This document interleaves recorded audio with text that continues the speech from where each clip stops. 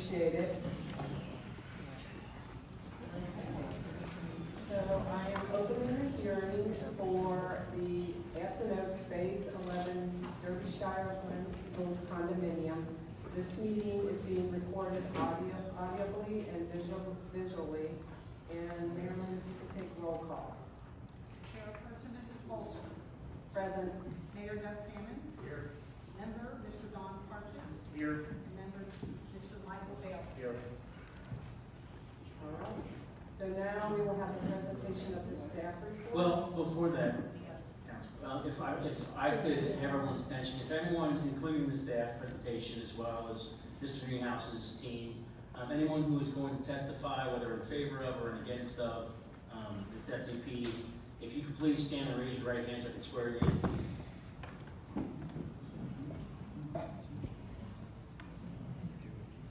Anyone else, make sure if you wish to testify that, please stand.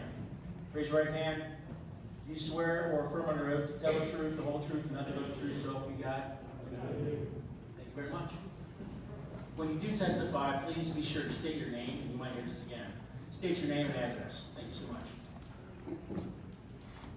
All right, so let's have the staff report on behalf of Hamilton County Regional Planning Commission.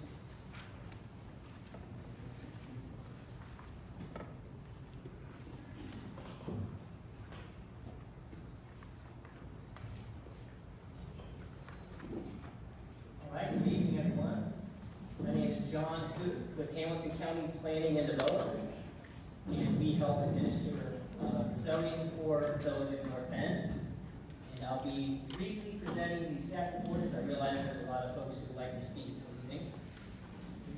So first of all, I'll draw your attention to the screen. We have the location map. The site we're discussing this evening is outlined in red. And it's on the north side of St. Anne's Drive. And it's just the property west of the road that goes up towards the north, that you can see on the screen there. A little bit of history on the site. Back in 1993 is when the original Afton Oaks preliminary concept plan was approved. Each phase of that development was approved as a separate zoning amendment. So this site, again, the one on the screen, was part of a 78-acre rezoning that happened back in 1999. And that rezoning was for 88 condominiums, 18 single-family homes, and 28 acres of open space. So back in 2005 is when the site went through the final development plan process. And that was approved for 80 condominiums, a pool house, everything north of St. Anne's Drive. Obviously that was never constructed, and after 1 year, that final development plan had expired. So just a year ago, the applicant had submitted a new final development plan, and back specifically on February 22nd of 2024, the Planning Commission held a public hearing and continued the hearing to allow the developer to provide some additional information.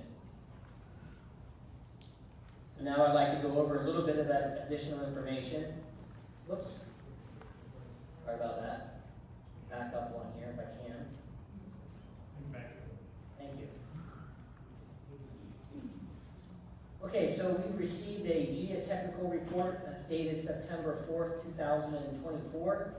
We also received some revised final development plans. The one I have on the screen is what we would call the site plan. So the changes from a year ago, the applicant is now proposing 24 duplexes. So that'll be a total of 48 units. And that's a reduction from a year ago. We had additional 20 units on the plan. However, since they're now duplexes, that does increase the number of buildings from 15 to 24. The retaining wall that exists now on the site, on the north side of St. Anne's as you go up the road, that would be removed. And there would be some landscaping planted in that area in the form of 8 new trees. So if you could do the next slide, I'd greatly appreciate it. I don't think the clicker's working too well, or maybe I'm not clicking it properly.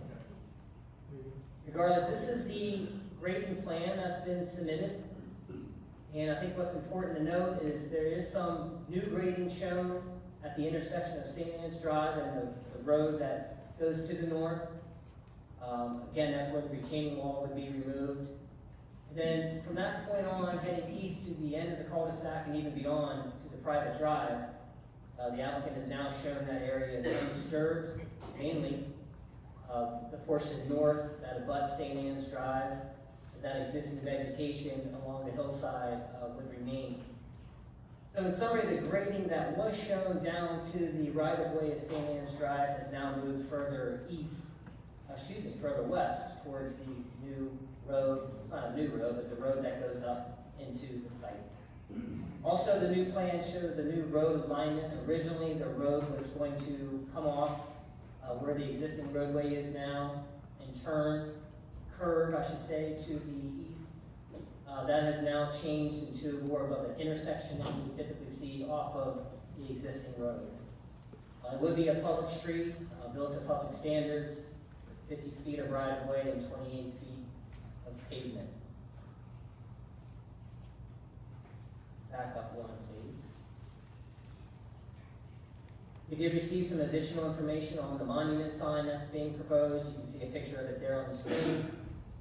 That sign would be 6 feet 8 inches tall and 6 feet wide. It would be a non-illuminated sign, very similar to other signage in Aston Oaks community. We did review this for the final development plan requirements that are located in the zoning ordinance.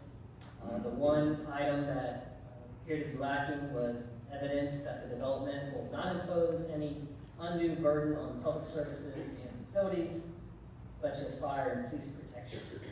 However, as staff, we believe that the police protection should not be an issue, since this is just a small street extension and a relatively low number of units, especially when you compare it to how many units were approved as part of the original concept plan. Fire protection is a required step in the building permit process, so we believe that as each unit is constructed and approved, then that fire protection process will be built into that. That geotechnical report that I mentioned earlier will have to be reviewed and approved by the village engineer. We did note on the plan that the building setbacks were a little bit closer than the required 20 feet.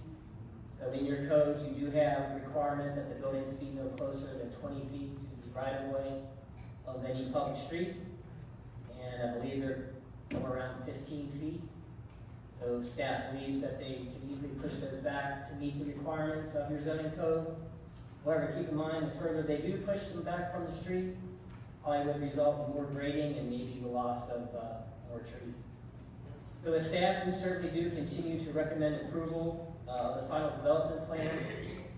We have modified our conditions to kind of mirror what's been happening with the changes to the plan. So now instead of a maximum of 68 units, we believe a maximum of 48 units is appropriate. We don't believe we no longer need the detailed signage or lighting plan since that's already been submitted. We also don't need the condition number 7 in our opinion since the geotechnical report has already been submitted. And then we included a new condition that the final development plan be revised to provide that 20-foot required minimum front yard setback. So that's all I have from a zoning standpoint. Brian Snyder, the Development Services Administrator, is here as well with the county, and we'll be on standby for any questions, unless there's questions for me right now. I just have a quick question. When the original concept plan and the PUD was approved, what year was that? I believe that was 1994. Let me back up to my slides here. I think it says 1993 is when the original concept plan was approved. And that's the same as the PUD, the code? So each individual phase has to go through a zoning amendment, which includes. Looking back at my notes, it looks like that process happened in 1999 for this specific site and for the single-family homes that exist now on St. Anne's Drive.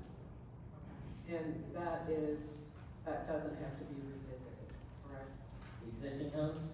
The original PUD. Correct, it does not. Thank you. Any more questions?